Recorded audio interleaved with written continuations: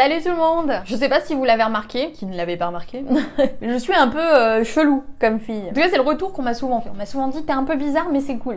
Ah bah si c'est cool, ça va. C'est vrai que dans ce que j'aime appeler le monde réel, genre on dirait que je vis dans une grotte quand je dis ça. Dans le monde réel, entre guillemets, le fait d'être marginal, le fait d'être différent, c'est souvent mal vu. Le fait d'être bizarre, c'est pas quelque chose qui fait forcément briller en société. Au contraire, en général, on a tendance à laisser à côté les gens qui sont pas forcément comme tout le monde. Et les gars, bienvenue sur internet où c'est tout le contraire. Sur internet, c'est vraiment génial d'être bizarre et c'est même un énorme point fort, un crise de point fort comme disent nos amis québécois, pour de nombreuses raisons. Et je réfléchissais à ça récemment, je me suis dit que ça pouvait être intéressant d'en parler avec vous. En tout cas, je suis ravie de voir que l'étrangeté, la bizarrerie sont des qualités finalement quelque part pour une blogueuse, pour un blogueur, pour un youtubeur, pour une youtubeuse. Donc si vous aussi vous avez l'impression d'être un petit peu étrange, de pas être tout à fait comme tout le monde et qu'on vous dit souvent que vous êtes un peu bizarre, un peu weird, alors regardez cette vidéo, ça va sûrement beaucoup vous réconforter. En vrai, je vais être honnête avec vous, moi ça m'a jamais vraiment posé de problème, même dans le monde réel, d'être un peu bizarre, c'est-à-dire que j'ai toujours accepté cette partie de moi. Je sais pas si certains d'entre vous connaissent le film Breakfast at Tiffany's avec Audrey Hepburn, tiré du livre de Truman Capote. Et dans ce livre, dans ce film, à un moment donné, Holly Golightly, donc l'héroïne principale, dit que c'est bien en fait d'être un peu bizarre quelque part, ça nous pose, ça nous permet d'être nous-mêmes quoi. En étant bizarre, vous avez beaucoup plus d'avantages que la majorité des gens et moi j'ai toujours vu les choses comme ça. Vous savez, c'est un peu le truc qu'on a avec les séries, c'est-à-dire que quand tout le monde regarde la même série, on n'a pas envie de la regarder parce qu'on a envie de marquer notre différence, parce qu'on a envie d'être différent. Et du coup, forcément, du fait d'avoir des retours comme quoi on me trouvait bizarre, comme quoi on me trouvait différente, ça m'a jamais vraiment dérangé, honnêtement, parce que ça voulait dire que j'étais spéciale. Ralph, tu seras dans l'équipe spéciale.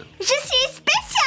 Et sur internet, c'est exactement ça qu'on vous demande. Sur internet, on vous demande de vous démarquer. Sur internet, on vous demande d'être différent, de prouver aux gens que vous êtes une personne unique, prouver votre humanité et d'être vous-même. Et si être vous-même, ça veut dire être un petit peu chelou, être un petit peu bizarre, les gars, ça fait quand même une sacrée différence. C'est-à-dire que à côté de quelqu'un d'un petit peu plus lisse, mettons-nous en situation. Je vais dire ça, tout le monde va se désabonner. Mais mettons-nous en situation. Si cette vidéo était tournée par quelqu'un d'autre que moi, mais quelqu'un de peut-être plus sérieux, plus professionnel, qui n'avait pas un fond avec des paroles de métrique, est-ce que ça vous ferait la même chose? Est-ce que vous suivriez quand même cette personne? Est-ce que ce qui vous intéresse, certes, c'est le fond du sujet, ou est-ce que la personnalité de la personne qui vous explique, la façon d'être de la personne qui vous explique, joue un petit peu? En tout cas, moi, en tant qu'abonnée, en tant que lectrice, je sais que j'ai toujours de la difficulté à suivre les blogueurs que je trouve pas sympathiques, ou que je trouve trop différents de moi, ou tout simplement ennuyants et un peu trop normaux. Est-ce que là, encore une fois, je suis bizarre, ou est-ce que vous fonctionnez un petit peu comme moi à ce niveau-là? Moi, j'ai tendance à penser vraiment que sur internet, être bizarre, c'est être différent, c'est se démarquer. Chacun vraiment peut trouver sa tribu sur internet, il y a tellement de gens, je vous assure dessus, que c'est impossible que vous ne trouviez pas au moins quelques personnes qui ont un peu les mêmes délires que vous et qui accrochent un petit peu à votre personnalité. Vous savez, c'est comme quand on va à une fête en soirée avec des amis et qu'on rencontre de nouvelles personnes. Quand le courant passe directement, voilà,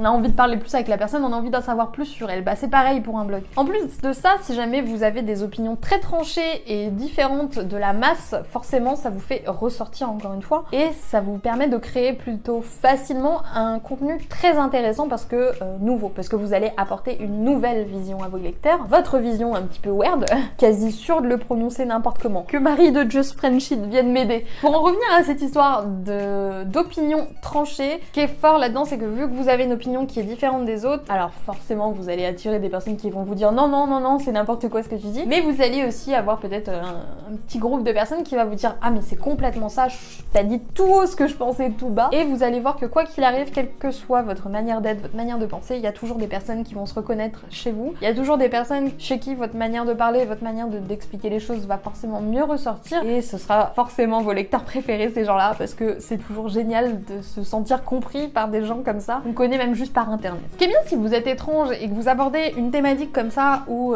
finalement tous les gros acteurs se ressemblent un petit peu, c'est que vous allez apporter un regard neuf, un œil frais vraiment sur la thématique en question. C'est quelque chose qui est aussi très simple, par exemple quand on est une fille et qu'on se lance dans un milieu d'hommes, forcément le fait d'être une fille c'est un avantage parce que vous êtes différent, vous n'êtes pas comme tout le monde et vous ressortez au milieu de la masse. Vaut mieux être le petit mouton noir sur internet je pense. Il y a aussi toute cette histoire de personal branding, c'est-à-dire que la marque personnelle. Vous voyez par exemple, là je crée un blog et je crée quelque part une marque personnelle autour de moi puisque je vous parle de moi, je vous parle de mes expériences, bref, je suis quelque part le personnage principal de mon blog. Le truc c'est que quand on se donne la peine un petit peu de faire du personal branding, de parler de soi, de faire du storytelling, de raconter son histoire. Bien sûr, si on a une histoire classique ennuyeuse, il va bien falloir rattraper ça quelque part. Et là, je pense que la grosse différence peut se faire au niveau de votre personnalité, au niveau de votre côté un petit peu bizarre. Moi, je suis pour le personal branding de la différence. D'ailleurs, je vous prépare une formation à ce sujet-là, donc n'oubliez pas de vous abonner si c'est pas encore fait, si vous voulez ne pas rater ça. Et un autre truc sur lequel j'aimerais conclure, et allez savoir pourquoi ça m'a fait penser à Steve Jobs. Être différent, quelque part, c'est être visionnaire. Think different, ça devait être ça. C'est pas le logo, ça de... Ouais. Think different. Marie, aide-moi.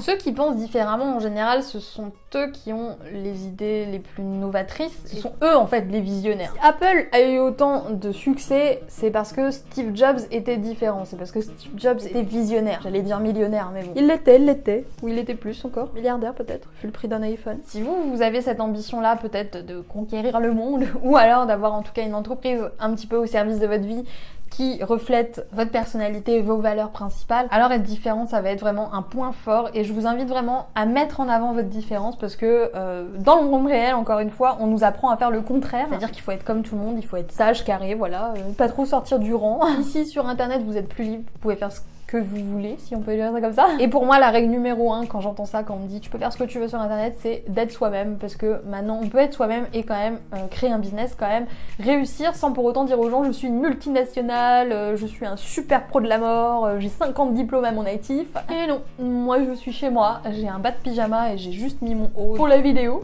et je suis bizarre et ça se passe bien pour moi quand même. Sur cette belle conclusion, j'aimerais avoir votre opinion. Est-ce que vous trouvez que c'est un avantage d'être bizarre sur internet ou est-ce que vous pensez au contraire qu'il vaut mieux suivre la masse? Moi je suis vraiment convaincue que c'est un gros point fort et que si vous vous reconnaissez dans cette définition là, il est temps d'accepter qui vous êtes et de le montrer au monde entier parce qu'on attend tous que ça. Si jamais vous avez peur de la critique, de vous sentir mal ou voilà qu'on vous fasse du mal, faites-le quand même et voyez, puisque dans la majorité des cas vraiment, et j'insiste là-dessus, les commentaires négatifs sont beaucoup plus rares qu'on l'imagine et il y en a vraiment pas tant que ça. Tant que vous mettez un point d'honneur à essayer de faire de votre mieux, personne n'aura le droit de vous dire quoi que ce soit et la seule personne à convaincre dans ce genre de conditions, si c'est ça qui vous empêche de vous lancer tout simplement, c'est vous, c'est pas les autres. La seule personne à qui vous devez prouver que vous en êtes capable, c'est vous. Alors prouvez-le vous et soyez vous-même, même si ça veut dire être grave chelou. Voilà, donc j'espère que cette petite vidéo vous aura plu. Encore une fois, j'attends votre retour dans les commentaires, j'aimerais beaucoup savoir ce qu'il en est pour vous et ce que vous en pensez de tout ça. Je vais vous laisser là, je vous souhaite une très bonne journée et je vous dis à plus pour une nouvelle vidéo sur la chaîne de Wonder White Queen.